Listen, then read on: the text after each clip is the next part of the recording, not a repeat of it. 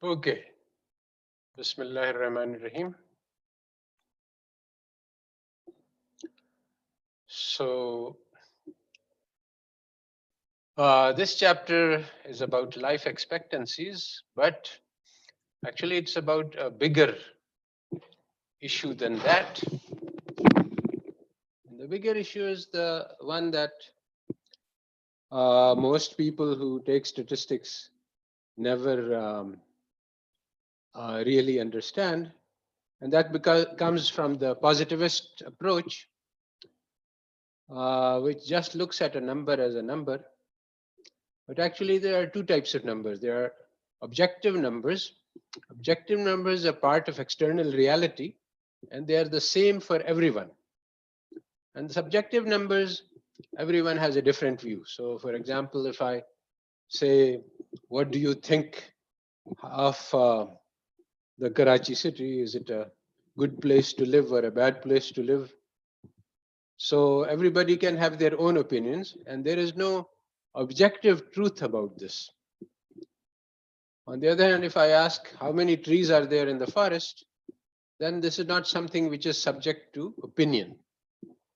So, one of the theories of probability, the Bayesian or subjectivist theory, says that probability is just an opinion and everybody can have a different opinion.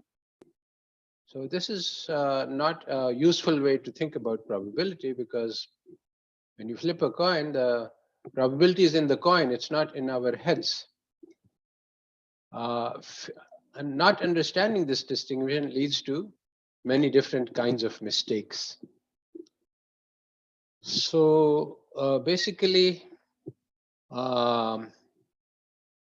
normally the statistics that are studied, and in fact, in previous versions, of course, I was also using this, is the GNP per capita. Now, the GNP is a real statistics in the sense that the GNP tries to measure something which exists in external reality. What is that thing? If you look at all market transaction, everything that was sold in the market to consumers, this is called a final good.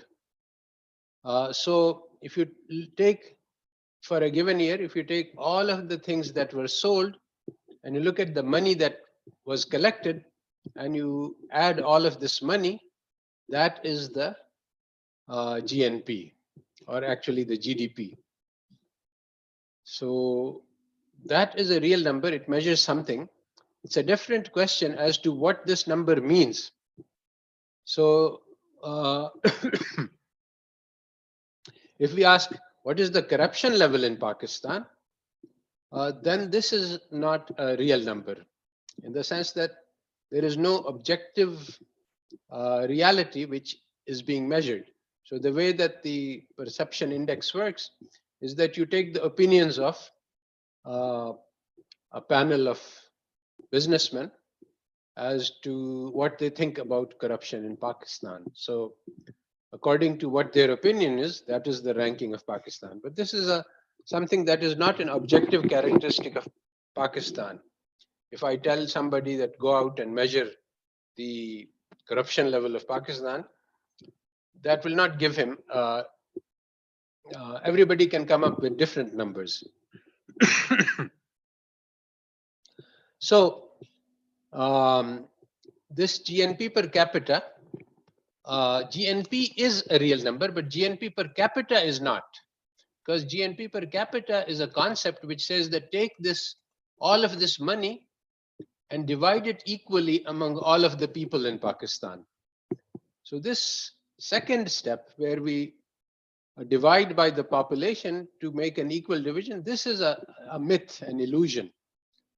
It actually deceives people into thinking that the number sort of represents what everyone would get if we took all of the income produced and divide it equally. So this is a idea about that. This is an idea we have, And there is nobody in the real world who actually has that GNP per capita. So that is illusion, and it's a useful illusion because it hides the fact that wealth is concentrated into a few hands. So if we were to break up income into quintiles and take each quintile, then we can say, okay, this is the income of the top 20% of the people. This is how much money they have. And then the second quintile, this is how much. So this is this is a real number in the sense that it is an objective measure of something which actually exists in external reality. So this much is enough for an introduction. So what I was saying is that normally people analyze GNP per capita, but this is not really a feature of external reality. It's a subjective view of what some people think is a good measure of the prosperity of Pakistan.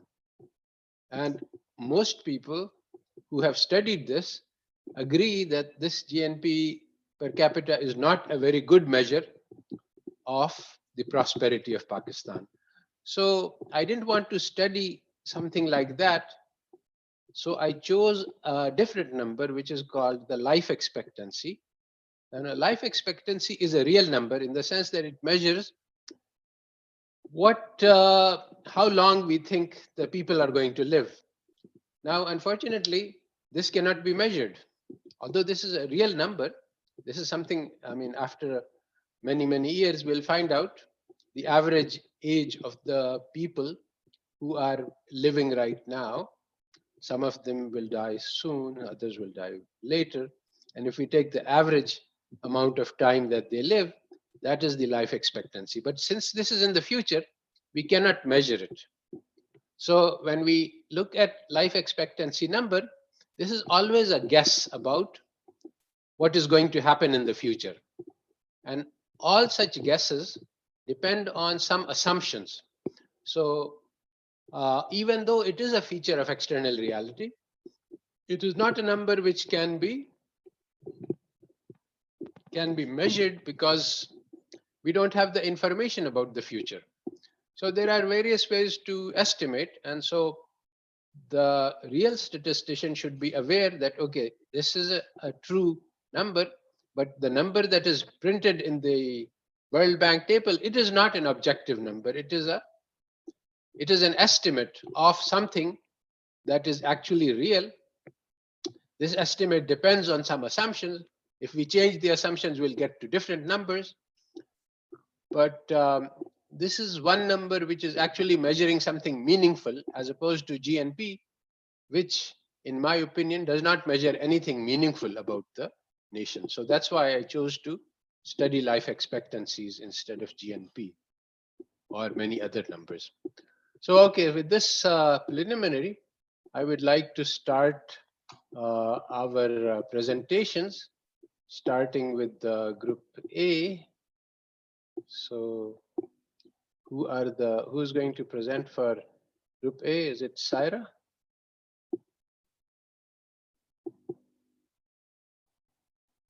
Who is presenting for group A? Yes, I guess it's Saira. So go ahead. Assalamu alaikum. And I would like to ask other members of the group to take up the burden and prepare. You have 2 weeks to prepare the presentation. So if you can't do all 4 questions, then what you should do is to take just one question so that everybody participates. All right, Saira, you can go ahead. Assalamu alaikum. So I'm sharing my screen. So can you see my screen? Yes, we can see your screen now. Okay, the first question was about the calculating the life expectancy. You gave us a table in which you said that in the table there was an age of different people, of people of your family members who and how much they age. This was the information given in the table. I can show you the table. Yes. Let me show. So this was the table in which the family members from both sides of a child of newborn was given, like from the father's side and then from the mother's side.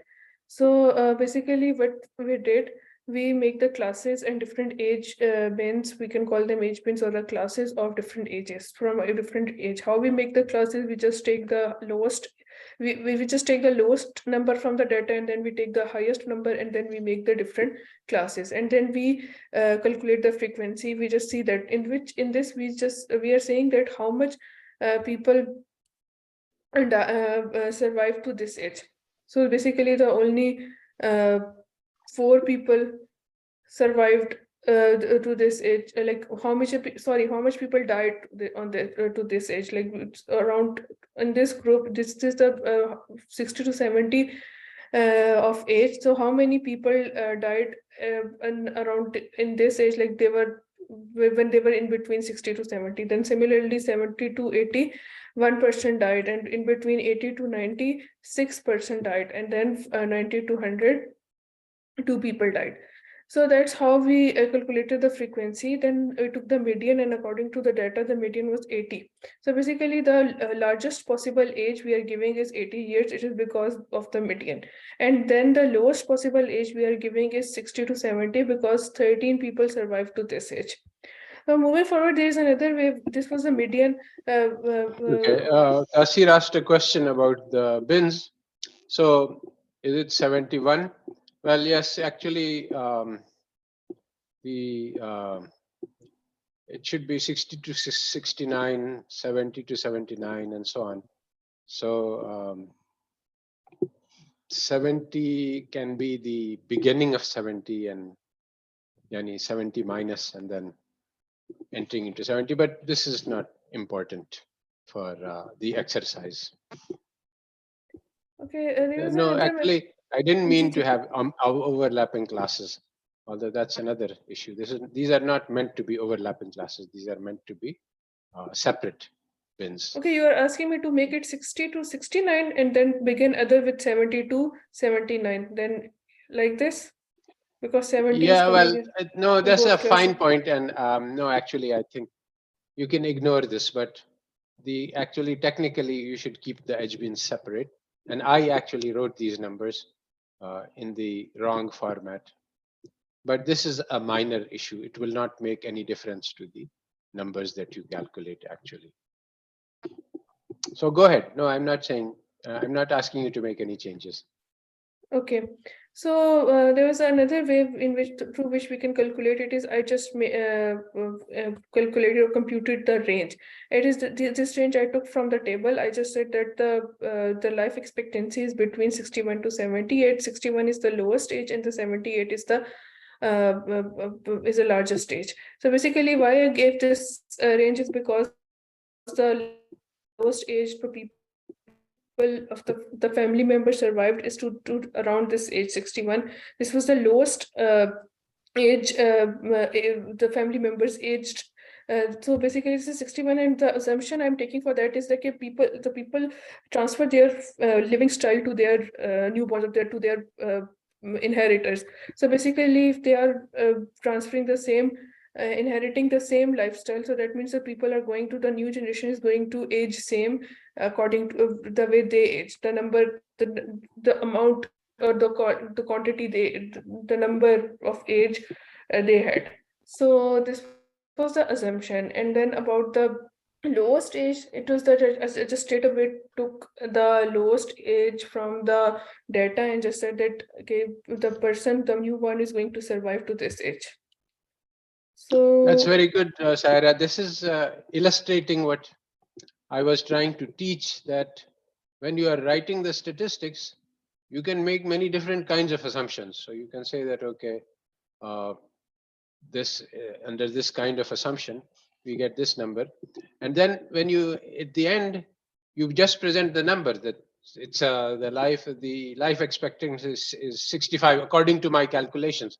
You don't explain how you did the calculation, although you may have a footnote in the paper that to get this number, I made such and such assumption.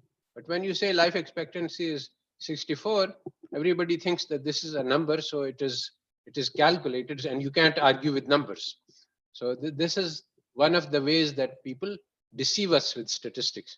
The number looks very, very strong and healthy and factual, but actually it has been cooked according to assumptions. And any number that you calculate for life expectancies will automatically be forced to make assumptions because nobody knows the future. All right. So go ahead.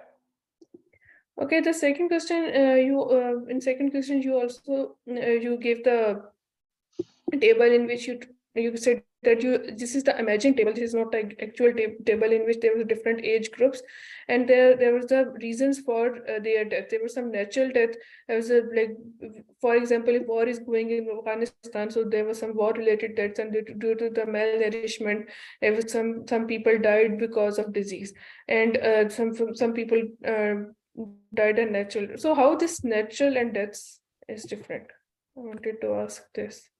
Oh, That why this? well, Okay. I mean, natural death is when people don't die of war or malnutrition or disease. They just live and then they die without any because of old age, without any particular cause. The heart fails, or so. When you are predicting life expectancy, then you can make different kinds of assumptions about what will happen to disease, what will happen to war, and so on. So this is again another way to uh, show how our assumptions affect these numbers. Okay, then you gave the two scenarios in which you said that if the people are going to age till 21, so now what will happen to newborn? What will happen to the life expectancy to the newborn if there is a, like, how many people died because of war? So we are stopping at the age of 21. So that means that 100 people are going to die at the age of 29. So the life expectancy will be 12 years. Moving forward, we calculated the life expectancy as you explained in your example.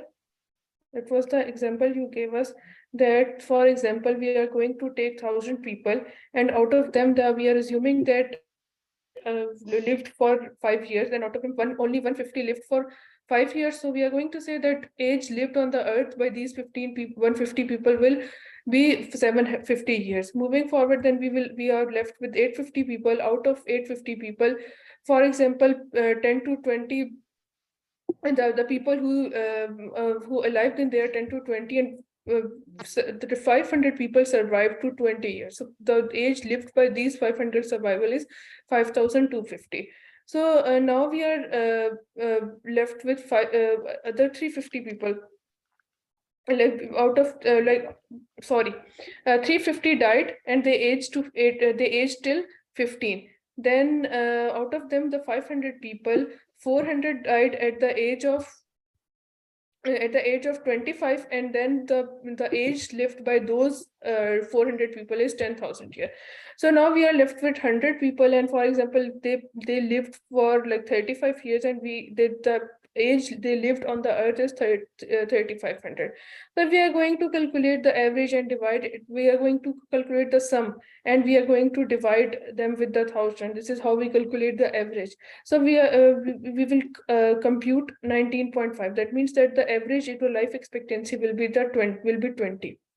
So these are different ways of calculating the life expectancy. One of them is that you can calculate in this way, and like you are changing the scenario. If the scenarios are changing, that means the life expectancy is also changing. So we say that data doesn't lie. So data is giving us a number. In which circumstances that number is coming from which circumstances that number is coming, we don't know.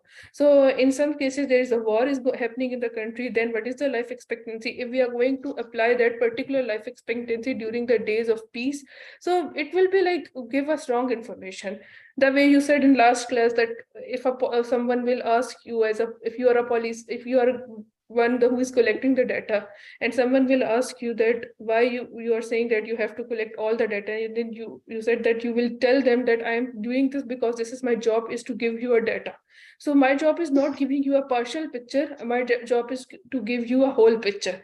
So I have to tell you, I have to give you the scenarios as well. The whatever context I'm collecting the data, what is happening in that country, what is the facilities provided to the people of that country. We have to inculcate all those factors as well.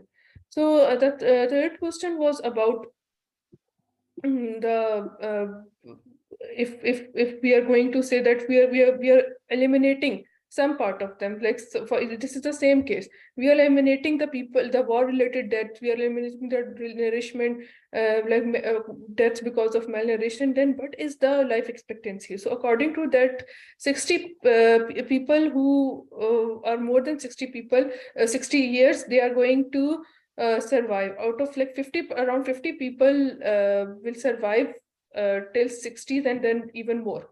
So basically, we have seen the same data from three different perspectives, and we came up with the three different life expectancies. So here we are saying that the how data is deceiving us. So the third question in which you actually asked the theory behind this whole exercise, maybe this is what I am guessing that you asked.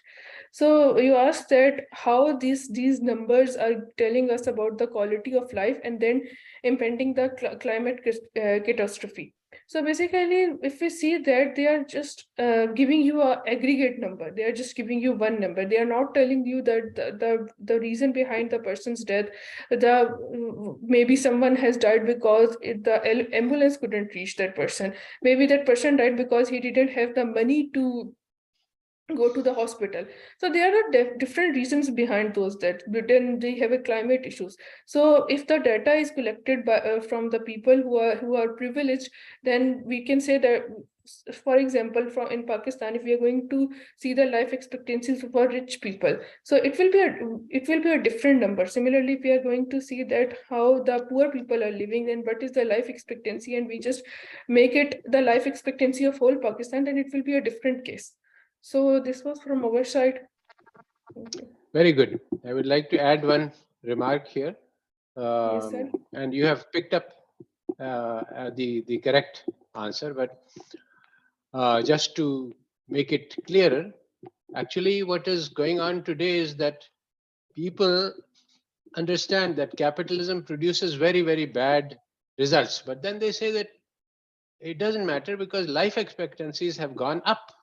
So it means that everybody is living longer. So regardless of pollution and climate and everything else, people are living longer, and this is an objective fact. And so we should consider that capitalism has produced a good result. Now, if you think about how capitalism works, basically it converts human beings into human resources. So people are now just working and working and working and producing money for the capitalists. Now, in this situation, suppose, I mean, if you think about that people have become slaves, and then the slave owner is very concerned about the health of his slaves because he wants them to live longer and be healthy so that they can produce more. So he makes them live longer. So can we say that this is a good thing? Well, if you take into account the uh, saying of Tipu Sultan, he said that life of one day as a lion is better than 100 years as a jackal. So uh, just yani the increase in life expectancy numbers, together with lots of statistics which show that the quality of life has uh, become worse. People are committing suicides, alcoholism, depression, loneliness, all sorts of psychological disease. So this is not sufficient to argue. So in this course, statistics, we are not saying that you should just look at the numbers. We are saying that you have to look beyond the numbers and you have to learn to think about the meaning of the numbers. So if somebody tries to argue that capitalism is good because it's increasing life expectancies, so there are two things to check. Is life expectancy an objective fact about the real life? So in some sense, it has a degree of objectivity, but also it is calculated according to assumptions. So one has to think about that. But if we take that as an accurate calculation, then we still can say that the even if this is accurate, it is not a correct reflection of the prosperity of a nation or even the uh, overall well-being of the people. It is a reflection of how long they live, but it is not a reflection of how well they are living. So all of these things are not things which are taught in statistics courses. In fact, students are taught not to think about this. They are told that the job of the statistician is to think only about the numbers and let the anthropologist or psychologist or economist think about whether the people are living well or not. But I'm saying this is wrong. When you are analyzing the numbers, you have to analyze the numbers within the real world context. You can't isolate analysis of numbers from the analysis of the real world. All right, so we can go Sir, on to one such. example is also Yes, coming in my mind. If you allow me, yeah, I can yes, I please share? go ahead. There's Yes, please. another thing, there is another argument we hear in the favor of capitalism is that employment, that capitalism is increasing the employment rate. But we are not seeing that how the employees are living. They are saying that it is fulfilling their financial needs, it is making their family happier. So how you can say that capitalism is bad? But when we see the kind of life an employee is living, that is like horrifying. That is like they are living very bad life and they are doing suicide as well. Yes, you are right. The problem is that we need to provide an alternative. People say that, yes, you are right, that in an ideal world, we should be looking after each other. And in that world, these things would not be happening. But we haven't actually created a living model. So, this is our job to do to show that how we can create better conditions, economic for everyone, with justice for all. And it is possible to do, but one has to have a vision and a drive and work to create such outcomes. All right. So we go on to Thank group you, sir. B. Okay. Thank you for the presentation. So who is presenting from group B? Maz, yes. Go ahead.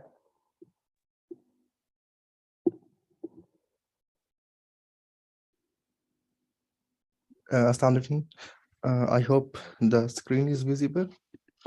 Yes, I can see your screen. Assalamu alaikum. Okay, so the first of the questions that was assigned to us, it was about that what are the assumptions being made in the coherent method to calculate the life expectancy. So it was one of the methods that you have discussed in the lecture. And the assumptions that were made in this method was that if for example, the first of the assumptions is that if there are certain numbers of deaths over some years, then we can actually distribute these number of deaths for each year over the whole time. So, for example, if in one decade, if 200 deaths are there, then we can actually maybe redistribute these deaths or subdivide these number of deaths equally for each year, and then we can calculate the rate for each year. So this is one of the assumptions to calculate the life expectancy through coherent method. And the second is to equalizing the number of deaths. It will lead us to the increase in the death rate. So it was the result of these assumptions that when we are going to subdivide these numbers on the annual basis, and these numbers are equalized over the years, then the death rate is going to increase. So we have two ways to deal with it. Either we can basically have uh, a real data about the mortality rate, or we can actually equalize uh, rate, the mortality rate at which the this number of deaths are being equal to the actual data. So these two methods are being used while calculating the life expectancy through this method. Well, actually, Uh, the key assumption is that the cohort, I mean, the people aged, if people aged 50 to 60, 20% die this year, then the same thing will happen next year, that people aged 50 to 60, 20% will die next year. Now, this is a problematic assumption in the sense that we are making a forecast about the future, but we don't know. But roughly speaking, we can expect it to be true. It's not a disastrously wrong forecast, but it is just a guess about the future, that the future will be like the past. And this is the case with many, many statistics that we make a guess. And then, but when you produce a number, it seems like a objective fact about external reality. All right, so go ahead. Sir, is it due to lack of availability of data or what? Well, who can tell how many people will die next year? Mhm. Okay. Okay. The next question is to list some circumstances which could happen in the future, which would actually cause these assumptions to be wrong. And these assumptions were, I mean, that here these assumptions in these questions mean that whether expectancy rate will increase or decrease and how these are being calculated. So one of the circumstances can be to change in the living styles and habits. For example, if the number of uh, maybe if I can wait Yes, for this is Azan. correct. Oh, no, Azan, yani, the people are all over the world. So, Yeah, yeah, sure. Actually, I hope I am audible. Yeah, that's okay. yes. Okay, so the first of the assumptions is that change in the living style. For example, in the future, if people are more becoming more habitual for smoking, then of course it is going to impact their life expectancy. Similarly, if one of the circumstances could be that if the people are getting less preference to getting married and having children, then of course over the time it may also lead to a decrease in the life expectancy. Then if the advancement in health innovations are being made, then the survival rate being increased for the newborns, then it will increase or it will have a positive impact on the life expectancy. So we are not The first and certain that, third are correct, but the yes, middle one, if people have more children or less children, this will not have any effect on the life expectancy okay, calculation yeah, because where life expectancy is saying what is the average age of the people who are living this year. So whether they have children or not will not affect the average age of these people. yes, got it. Thank you. Okay, the next question is to give some examples of how economists basically use sophisticated mathematics to impress rather than to make a good argument. So what we have perceived from their actions is to hide actually the explanation and the purpose of why these calculations are being made, what is their purpose, and what they lead us to. So, for example, if by making these calculations really hard, they actually make us to believe that these are scientifically true. This whole branch of science is based on the real truth. There is no kind of subjectivity in this branch, in this branch of science. So actually, instead of having it or considering it a social science, we may have to consider it as basically a branch of natural science, so that all of the rules are being taken as it is. So one of the example is to, for example, is that learning model that how the traders are being traded in the markets.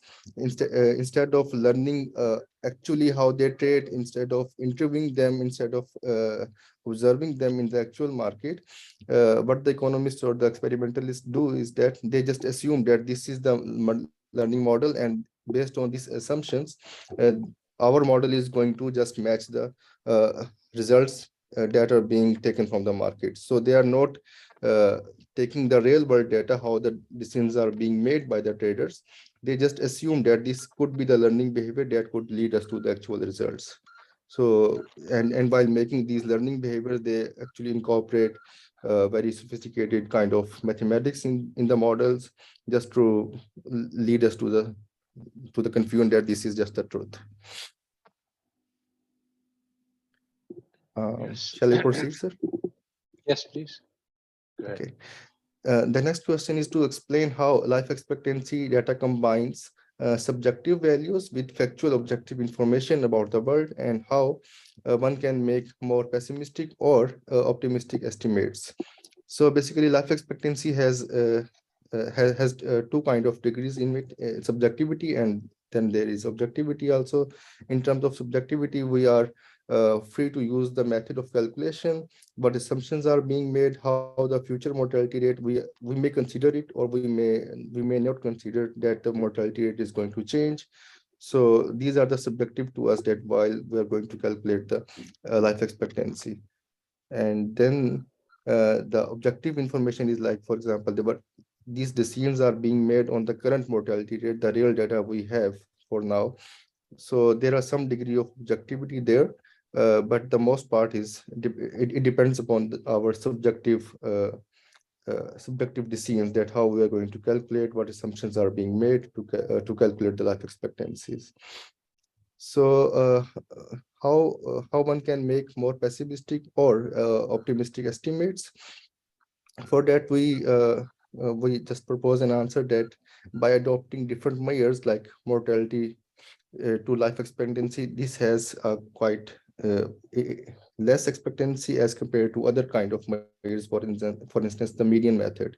So it's up to us that which kind of method is going to be adopted, and depending upon that method, these we can reach, or we can uh, lead to pessimistic or optimistic results. Similarly, we can take different assumptions about the future, that whether the behavior of the persons are going to change in positive sense or in negative sense, whether it is going to impact the life expectancy positively or negatively.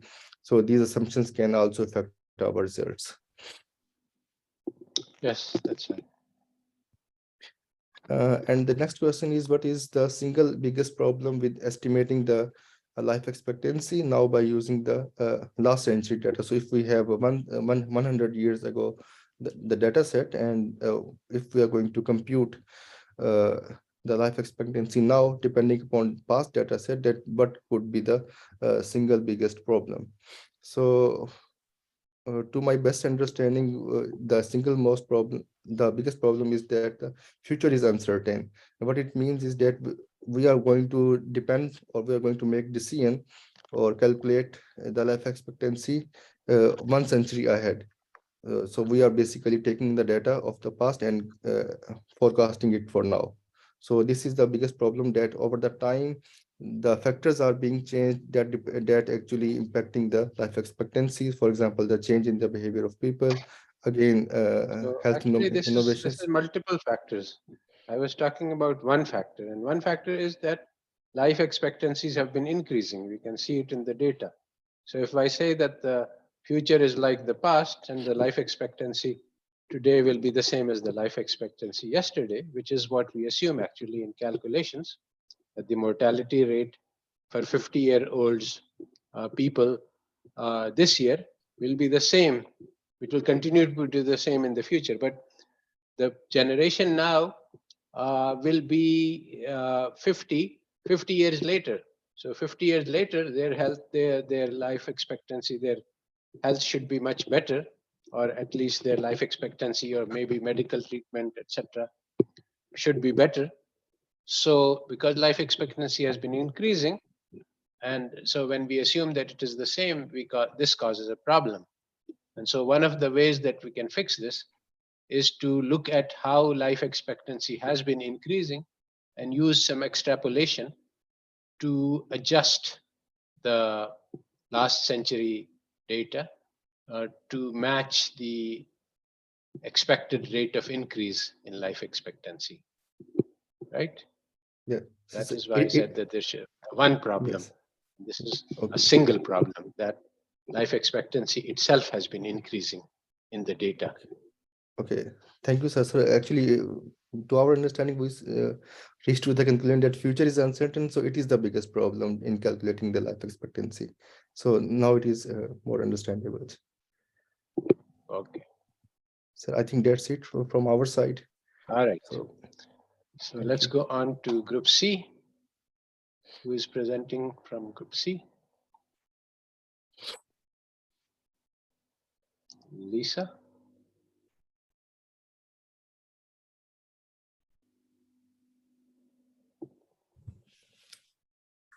Sister Nadia will share our result of discussion. Sister Nadia Hassan. Okay, Nadia.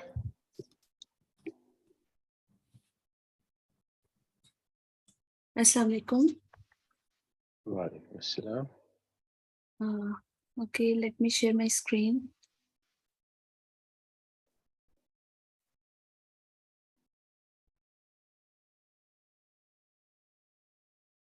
For this week's lecture, we had a few questions related to life expectancy. First of all, we had to take the dataset from the Excel file, and we were asked to identify the group of countries which caused the dip in the life expectancies during two time periods, that was 1972 to 1976, and again the second was 1990 to 93.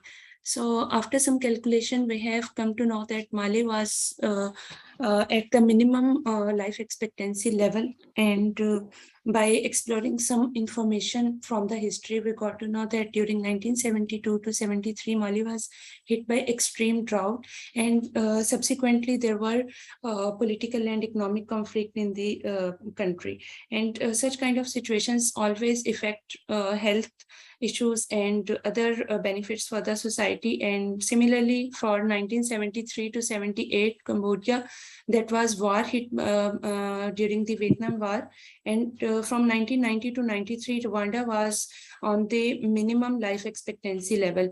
From all this information, we got to know that three different countries were there with the lowest life expectancy level. However, we cannot understand about the reasons without knowing about the actual situation in the country or their history or the real world issue. So we have Very good. Yes. included this real aspect in.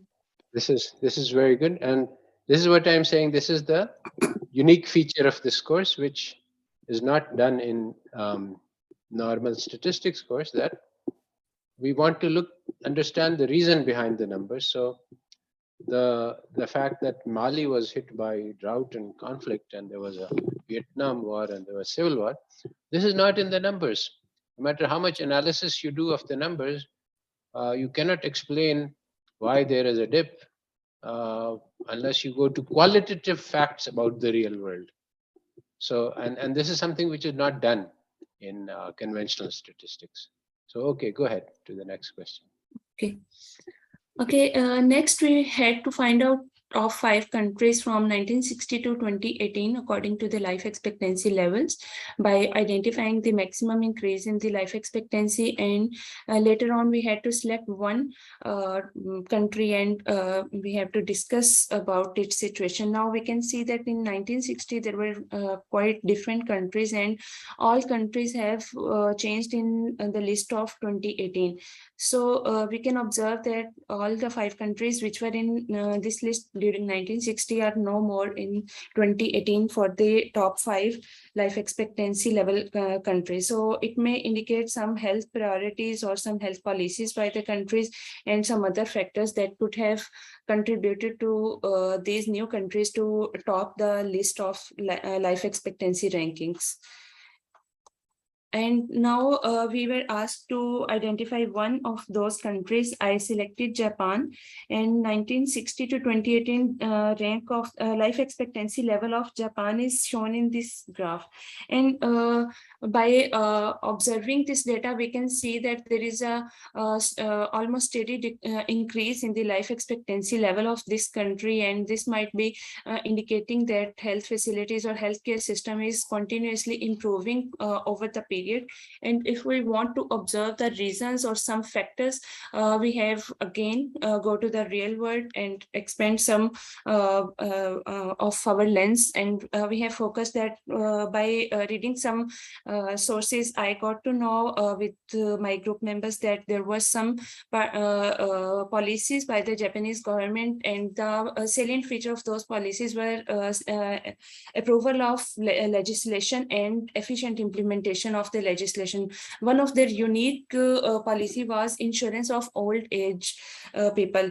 In conventional economic models, insurance of old age people is not considered to be very much beneficial. However, Japanese healthcare system was revolutionized by including this aspect, and the fundamental issue was they had provided extraordinary subsidies to those people, and secondly, they also introduced long-term healthcare plan, and this long-term healthcare plan was also settled in a ascending manner, like by increasing age, they started to provide more of the healthcare to their individuals and their people. So this might be a factor that brought Japan from 1960 to 2018 in a continuous increasing level of life expectancy.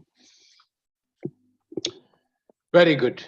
You should notice that what is happening. Why did the Japan get this? He reached almost the top because they provided healthcare to the old people. The old people are the one who needs the most, and that is if you put your money into the old people.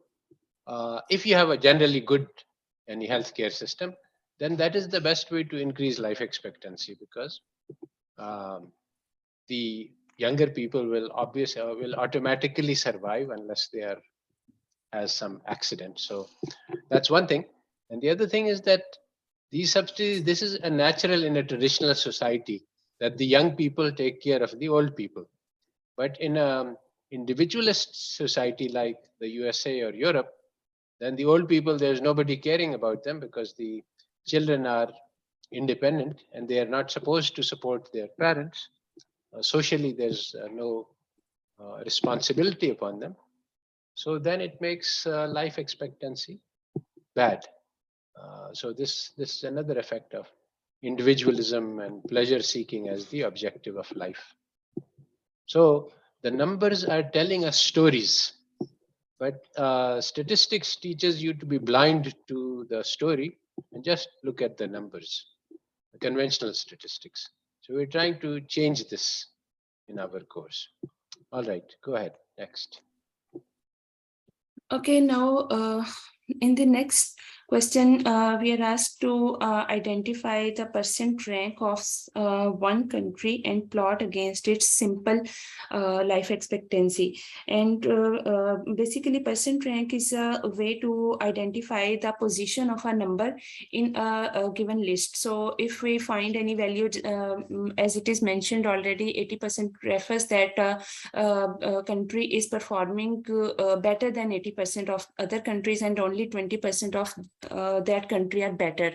So percent rank is an efficient way to make a comparison. Simple number like life expectancy can only describe us the status of or situation of the healthcare system in a country. However, we cannot make any comparison, or we cannot go to some other conclusions, or relative measure is percent rank. So in case of Pakistan, not only by this we can see a simple number can show a steady increase in the level of life expectancy here in case of Pakistan, and similarly we can see that percent rank of Pakistan actually is representing the position of Pakistan in the world regarding life expectancy. And we have very fluctuating position. Initially it was lower, and then there was some increase during after 1966, but later on we have declining pattern with some fluctuations, and up to 2017 there was a dip, and again 2018 a little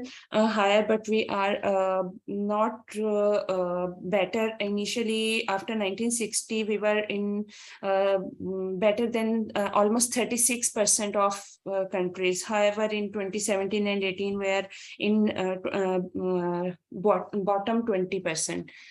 So this provides us an efficient way to observe our progress, and we can identify our problems, and we can then provide policies to resolve that kind of problems.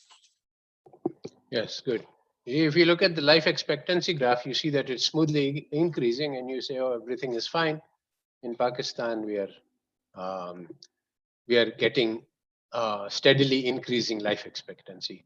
You don't discover any problems. But if you look at the percentile rank, you see that it was going up from 60 to about 70, and then it started declining from 70 to 1990. It went up for a little bit between 87 and 93. Then it was flat between 93 and 99. Then it has been on a declining trend. So this is when you compare it to other countries, then you can see more interesting things. Why is Pakistan not? All countries have been increasing life expectancy. So what this is showing is that we are not keeping up with the rest of the world. So there's something wrong with our health systems compared to what is happening in the rest of the world. So something to look at. Basically, this is the methodology of real statistics, that the numbers provide us with a clue to something that is happening in the real world. Then we have to go to the real world. We have to ask what is Pakistan doing wrong, and what are other countries doing right that they are doing better than Pakistan. And so for this, you can't, the numbers will not provide any information. You have to expend shoe leather, as they say. You have to go walk around, talk to people, look at books, because the data is not available on many things. You have to go and talk to people and learn what they think, and from that you can learn something. All right. So next question. Next, we have to identify top 10 countries by each decade. And last one, the latest year, 2018, that was in the Excel sheet. And we had to find out that the group has been changing or not, and who have been the best performance according to life expectancy over time. And similarly, we also had to identify low income countries exist in top 10 or not. But from 1960 to 2018, each decade has shown that only developed countries that are listed by the World Bank WDI ranking high income countries are in this top 10 list. However, the list is varying continuously. We can see that initially some countries have sustained on this list for some of the decades. However, later on, if we come to 2018, only a few countries could survive. And one of those is Switzerland. Switzerland has continuously in the top 10 list from 1960. It has sustained its sixth position, and later on it has declined to one position to seventh. But in 2000, it was again on sixth position, and in 2018, it has sustained its improved its position to number 5. And now, if we see that there are few countries that were not in the list until 1970, like Japan, and Japan has topped the list for the subsequent 2 decades, 1990s and 2000, and even in 2018, it is almost in the top and on the second number. However, Singapore, Italy, and Channel Island, these are new countries on this list, relatively in the latest decades. But the trend I have observed, and we have discussed in our group, that high-income countries are only in this top 10 list, and we can identify the reason by observing some real-world situation and some economic theory as well. And we can see that there might be a link in income and life expectancy or health standards of the countries.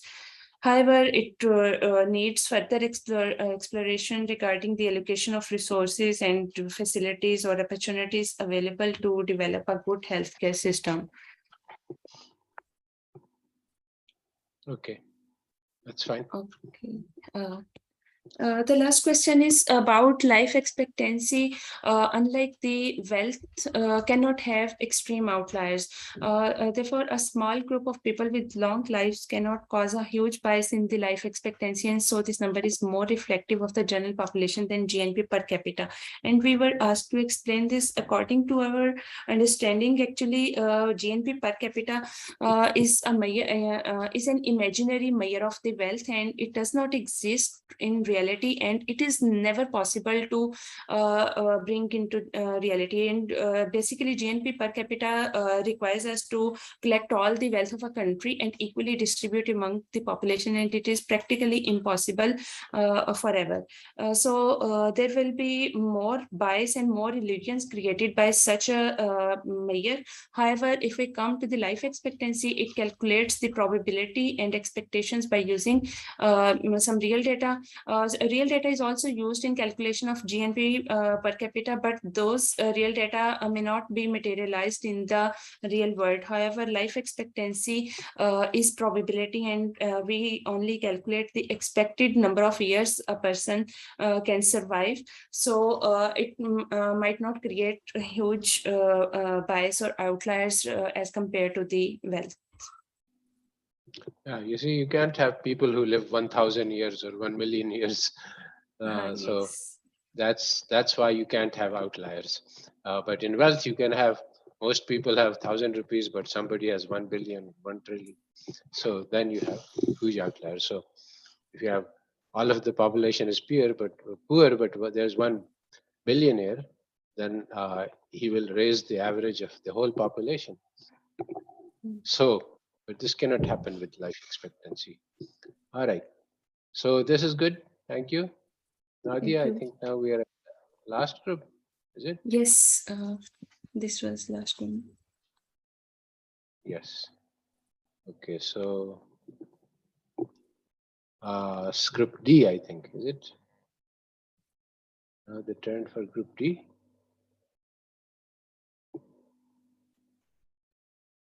Who's presenting from group D? Is there somebody from group D here?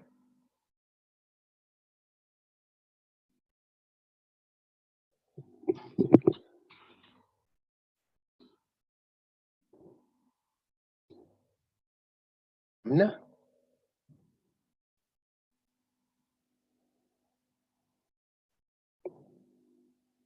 Is Amna Uruj here?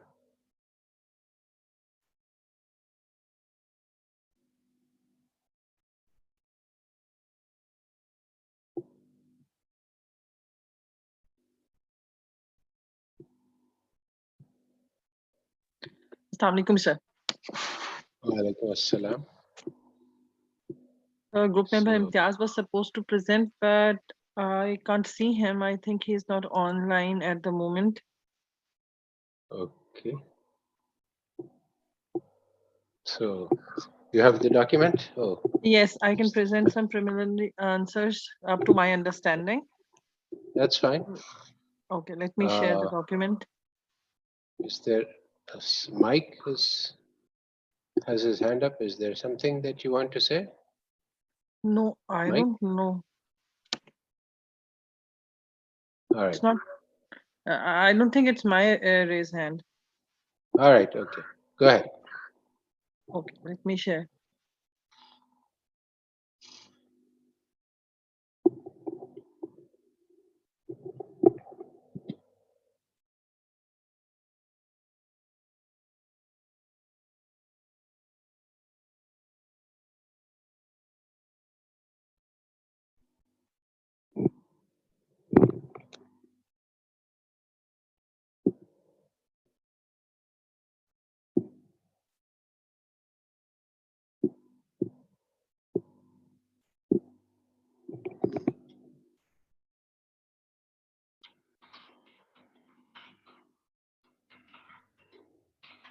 So I'm having some issue. I need to restart my computer.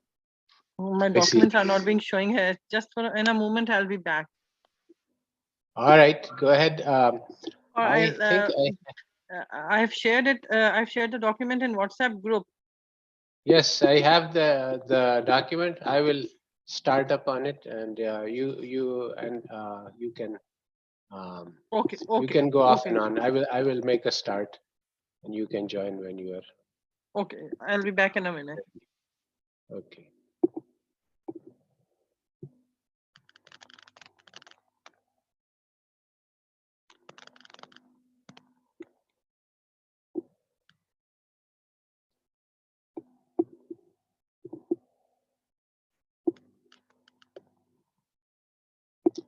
I'm going to present my screen.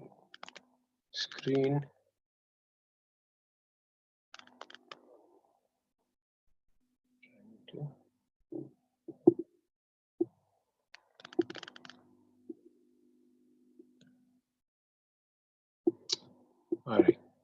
So I'm going to share my screen while we are waiting for Amina.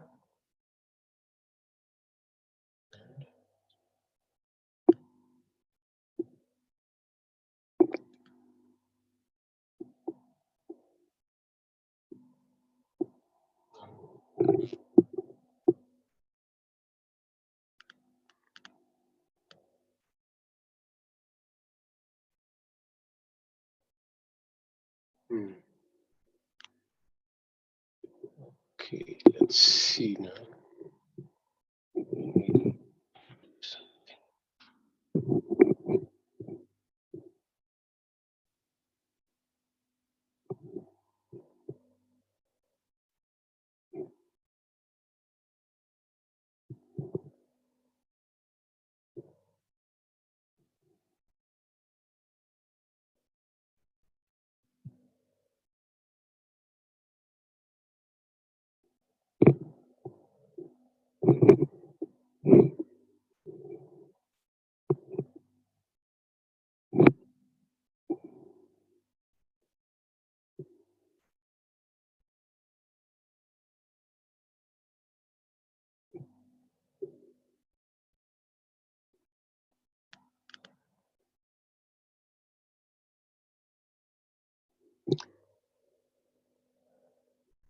All right, now I've got this thing set up,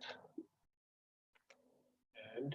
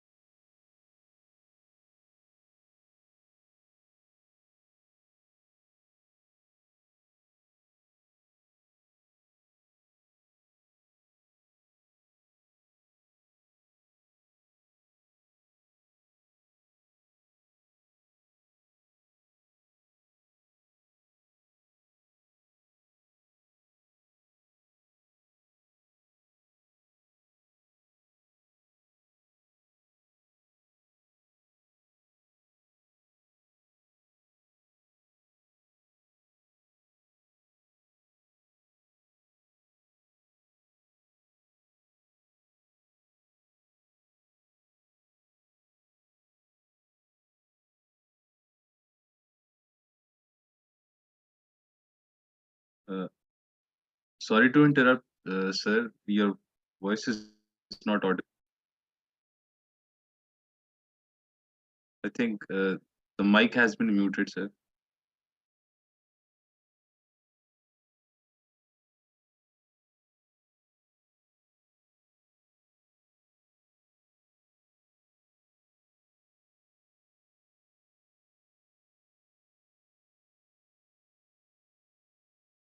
So the mic has been muted.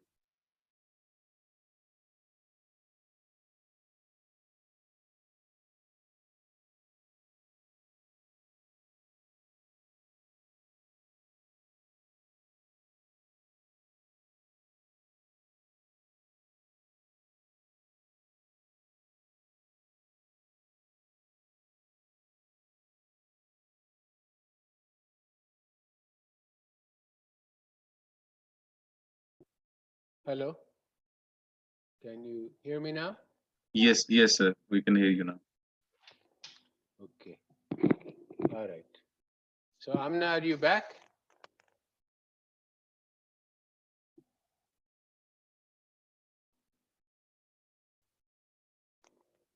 All right. So this is the first histogram which has an auto bin that has been made with the automatic default. And when you basically, you see, one thing that I want to understand, want the students to understand, is that the reason that modern statistics was developed along the lines of which Fisher did was because people could not look at the data. Very simple. See, we have a huge number of numbers. If you look at those numbers, you say, okay, draw me this graph. All right, so this would take many people a lot of, maybe one day of work to draw this one graph. And in Excel, you can do it in a minute. So you can look at the data in many different ways to understand what it is trying to tell us directly. So basically, this is the key, that in the Fisherian approach, the conventional statistics, you make a lot of assumptions.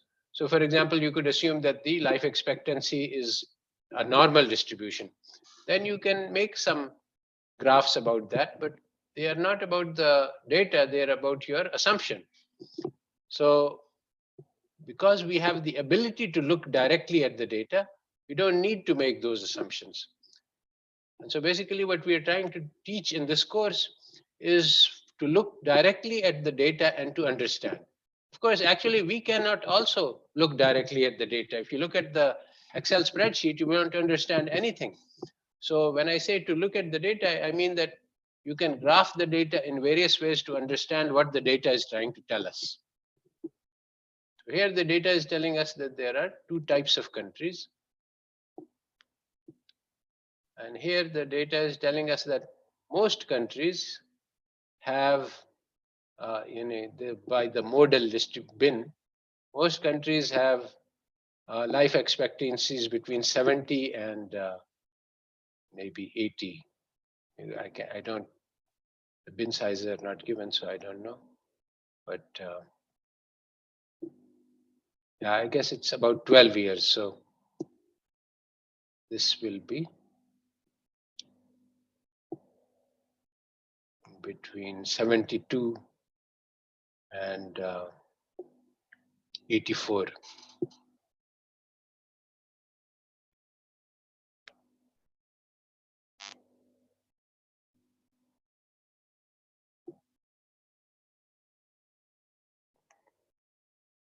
So with the different bin size, then the biggest bin. So this tells us that most of the countries are in the largest life expectancy, and then there are fewer and fewer. So on the basis of this graph, I would say that, okay, if some countries are in the bottom category, so this is going from basically 42 to 52, or maybe it's, if this is the midpoint, then it will be going from 38 to 45. So we should look at these countries. They are doing very badly. There are very few of them. It looks like there's maybe only one country in this range, or maybe two. So these countries, we have to look what is happening, something very strange, because nearly all of the countries are better than that. Then we can look at this. These are the failures. This is the grade D, and this is the grade C, and this is the grade B, and this is grade A. So in all countries, so if we look at a grade B country, we can say, okay, they are doing good, but they could do better. Lots and lots of countries are in grade A. So then we can say, okay, what are the things missing in the grade B country which they need to learn from grade A? But again, all of these questions, they are not part of your data. They are things that you have to go into the real world to find out. As you as you start increasing the bin size, then you start getting more details. So here the bin size is very small. So we see that there is a median country, there is a second median emerging. And here we can see that there are a few countries with a small life expectancy, not just one. There's one here, and then there's 1, 2, 3, 4 countries in the second. So these are the worst countries, and they're separated by a gap. So there is something very exceptional. These are outlier countries, these 5. So we should, if we want to improve healthcare in these 5 countries, it should be relatively easy because they are so abnormal. Something very simple should be, because all of the countries are doing better than them. So it should be possible to find easy ways to improve life expectancy in these countries. This is with bin size 2. Okay, so then the second exercise has you making bins like this. One of the things that I wanted to do with this exercise is to get people to understand how to make histograms first. So this is the technical part, and then how to interpret histograms. This is second. This is more difficult. It requires practice, thinking, and so on. So the technical part is easy. Here we have bins. We are making 2020. Oh, Amina, are you back? Yes, sir. Okay, so you can take over, and I think we are near the end, but you can come in and tell me and Yes, ask sir. me, and if you have a question, yeah, go ahead. So from the first 2 questions, they were mainly the technical questions that ask us to practice the construction of histograms. But the interesting fact from these 2 questions that can be noted and understood is that using different bin sizes provide different insight about the data, and the smart thing is to identify which bin size we select to use to present or summarize the data set. It can be seen that using too large bin size would summarize the data so much so that it may hide many interesting details from the data set, and using too small bin size would provide us some details which may not be of our interest, but still the using small bin size would be helpful in identifying the outlying observations or some unique details or uniqueness about the countries. In this case, the countries with some extreme life expectancies, and may be helpful in identifying or exploring the reasons why these countries have the too low or too odd life expectancies. Like in this case, the chart at the moment on the screen, that it can be interesting to look out which country is the one having the life expectancy as low as 43.85, and why is the country or countries as having so low life expectancy. But this is something that need to be explored, that requires shoe leather and is needed to be explored outside of the Excel spreadsheet. The next question was about looking at the since the data set comprises of several countries or several years, so just looking at the numbers may not be of much interest unless and until we explore what these numbers are telling us about, or with which countries these are related to. So looking at some summary statistics could have been a better choice. For example, looking at the median country for a specific year, and then exploring which countries on the basis of ranking are lying near or at extreme ends of the data sets. We have done this for the case of in form of 2 splits of data set. First one was the case where we have observed the whole data set, and we have followed on calculated the median for a median of life expectancies over the time period of 1960 to 2020 for the whole data set comprising of more than 150 countries.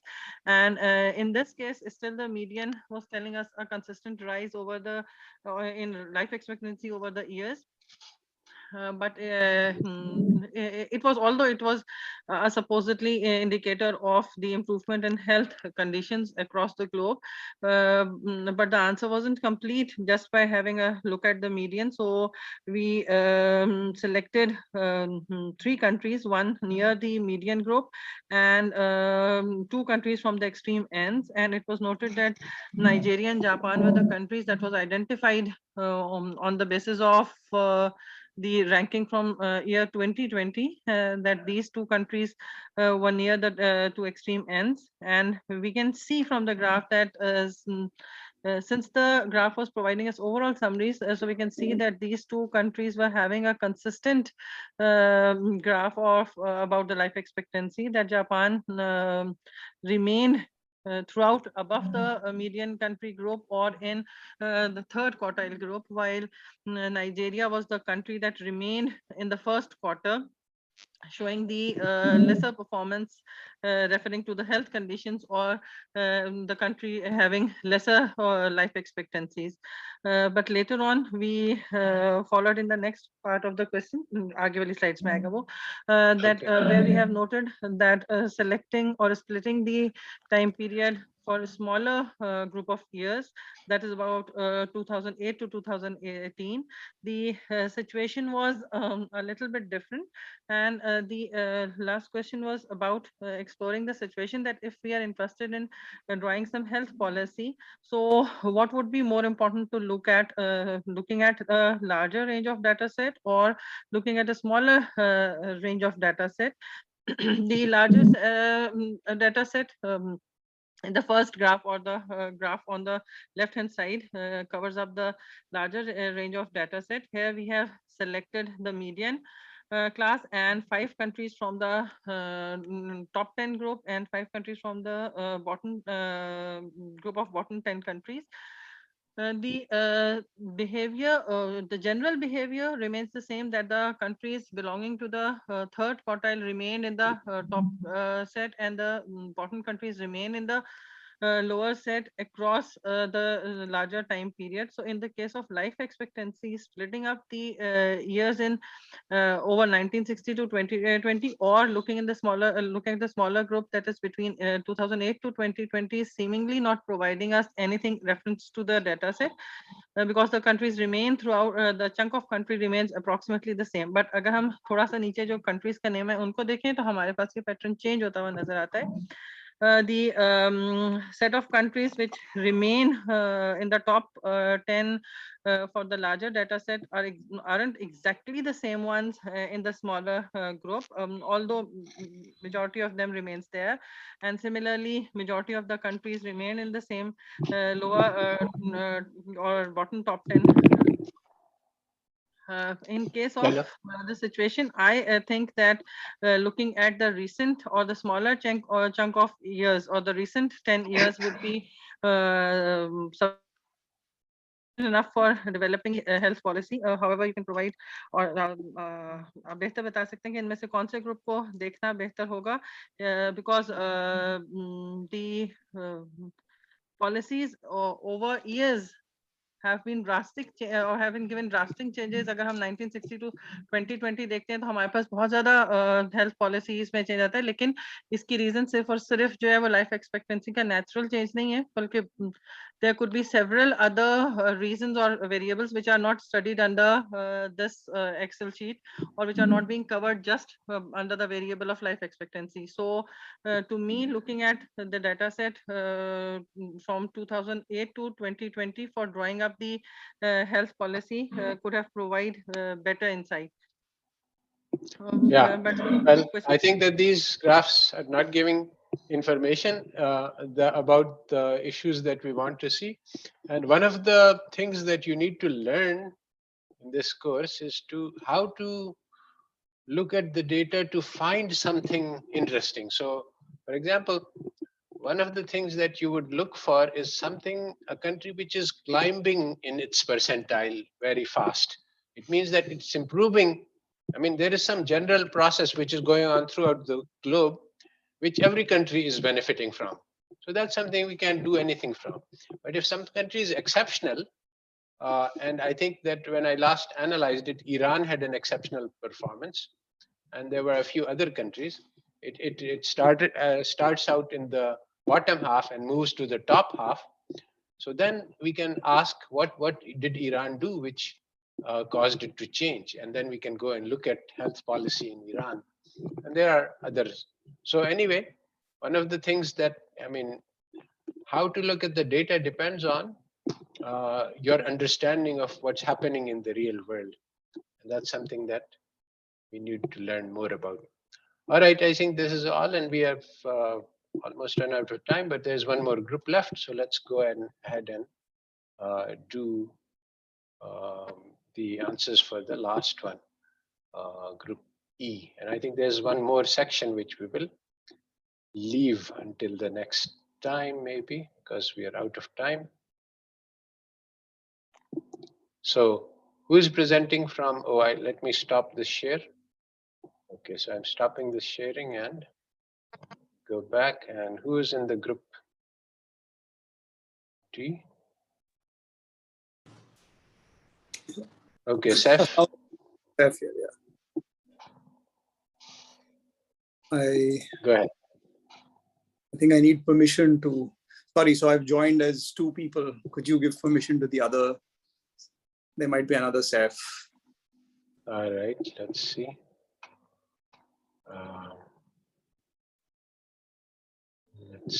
Yeah, there you go. I got it. Okay. So is this visible? Yes, we can see it, your screen. Okay. So we were asked to take the data for life expectancy, which is LE, and the gross national income at purchasing power parity, and compute the ratio of these two, because this ratio indicates the extent to which a country prioritizes increasing health and life expectancy. It's the ratio of money spent, it's the ratio of life expectancy to the sort of total amount of income that a country has, corrected for purchasing power. So I chose the data for 2017, and if you remove missing values, etc., so we were left with a data set of 182 countries.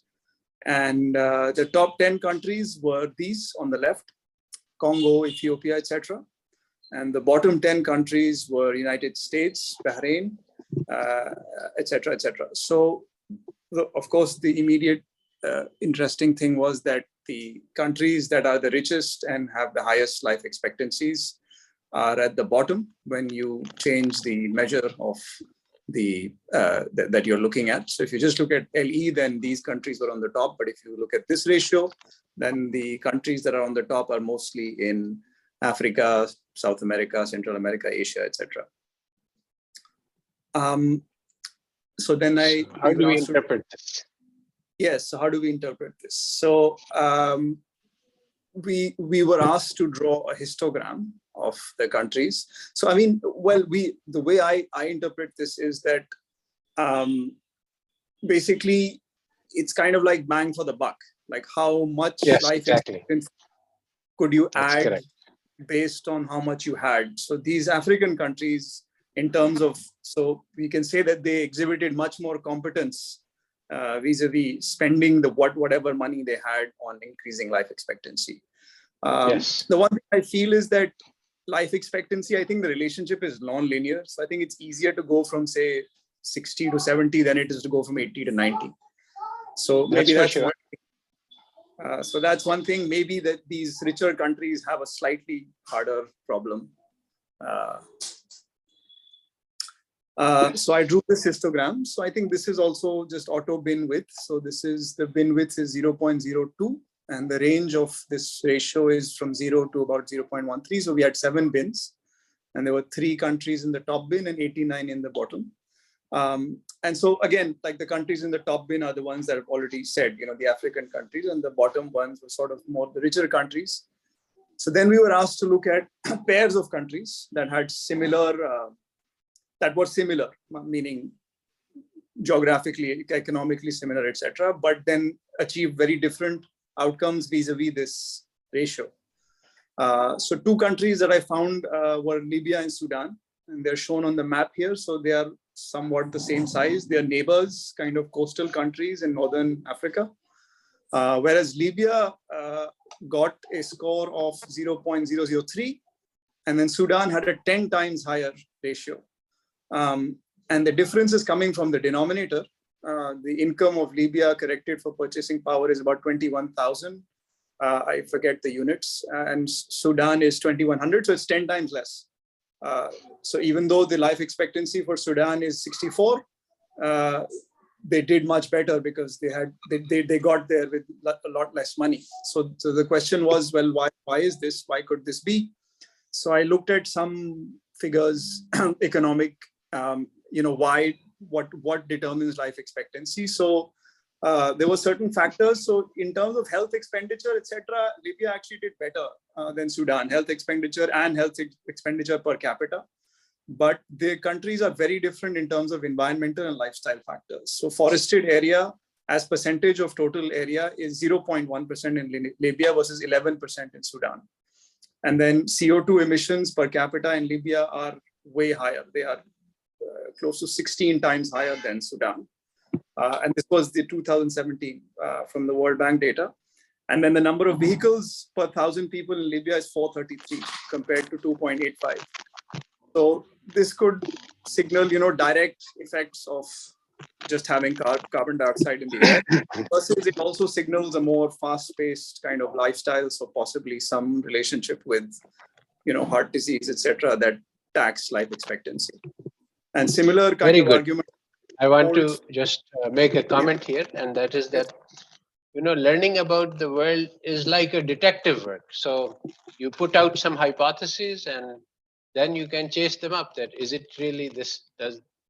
What is the effect of this factor that you have identified as a potential reason for this difference? And then you can study it further to see how much difference it actually makes across a large range of countries, and see if this could be the cause, or maybe it could not be the cause, because it varies a lot across countries, but it doesn't affect the life expectancies that much. So it is very much like detective work. You have to follow up clues, look at more clues. Then, okay, so go ahead. So in this case, building off of that, this argument also holds for Trinidad and Tobago and Haiti.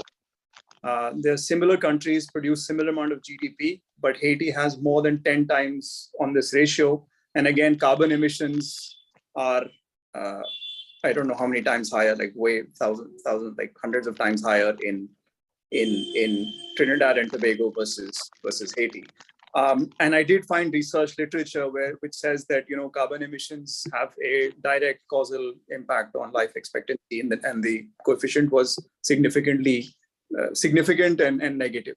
So there is some prior evidence, and for the two pairs of countries that identified, both the argument sort of holds for both of them.